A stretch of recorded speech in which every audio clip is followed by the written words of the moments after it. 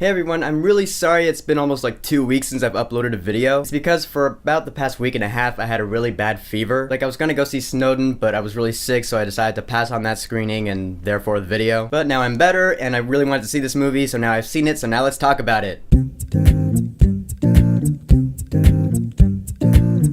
The Magnificent Seven. Bum, bum, bum, bum. So, The Magnificent Seven is a remake of the original Magnificent Seven, which came out, late 50s, early 60s, which in turn was a retelling of another story called Seven Samurai. Basically, Magnificent Seven takes place in the Old West 1800s. You have this town called Rose Creek. It's being taken over by this douchebag named Bogue. So one chick from this town goes to Denzel Washington and is like, hey, can you help us out here? So Denzel Washington's character, Sam Chisholm, goes and rounds up all these recruits, and they're gonna take out Bogue. And I'll tell you right now, I had a pretty damn good time with this movie, for the most part. Denzel Washington, of course, he was great in this film. He's a great actor. Chris Pratt plays the other badass in this film, and this film pretty much confirmed that he's one of my favorite actors at this point. His character is pretty much what you would expect from Chris Pratt in a movie like this. He's a sarcastic badass who just loves to have fun with his role. He's really charismatic is what I'm trying to say. The other characters in this movie were cool too. Ethan Hawke is in this film, he's really good. Haley Bennett from Hardcore Henry, she could be like Jennifer Lawrence's sister. Not only do they look alike in my opinion, but there are some things that she does in this film that reminded me of like Katniss from Hunger Games or something like that. And she also had some pretty badass moments. The one character in this film that actually bothered me was Vincent D'Onofrio, because his voice was really annoying. His voice is all high pitched, and he always talked like this. Like, he sounds like he got kicked in the nuts before every take. So he's walking around all like, oh, I'll help you guys out with your quest, alright, sure. I'm like, I'm pretty sure you can use your Kingpin voice and sound a lot more badass. I'm just saying, maybe they're going for a more comedic thing with his character, I don't know. Now, this is a Western film by its definition. It's a remake of a Western film, and you would expect a Western film to look great, and it does. There are these just epic landscape shots of just prairies and deserts and mountains. Every time there was one on screen, I was like, wow, look at that. Thing is, it must have been really hot out there when they were filming. It always actually makes me kind of feel bad sitting in an air-conditioned movie theater watching people sweat out in the desert. But hey, at least these gunslingers kick ass. Holy crap, the shootout scenes in this film, they were really cool for the most part. By that I mean when you first see it, and pretty much for like the first 2/3 of the film,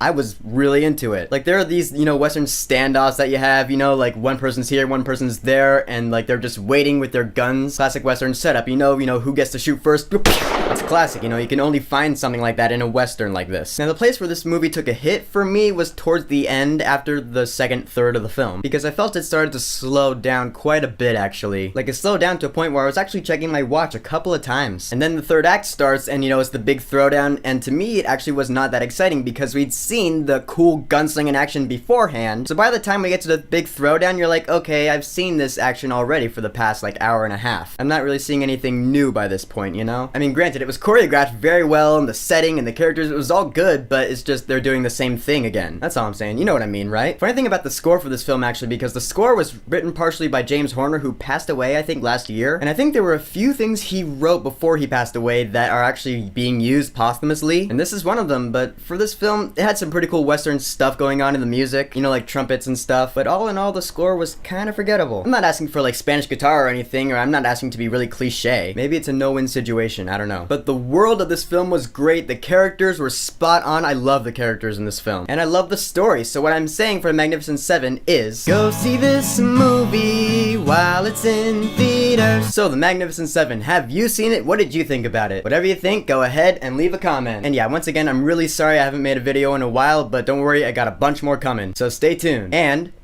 don't forget to subscribe.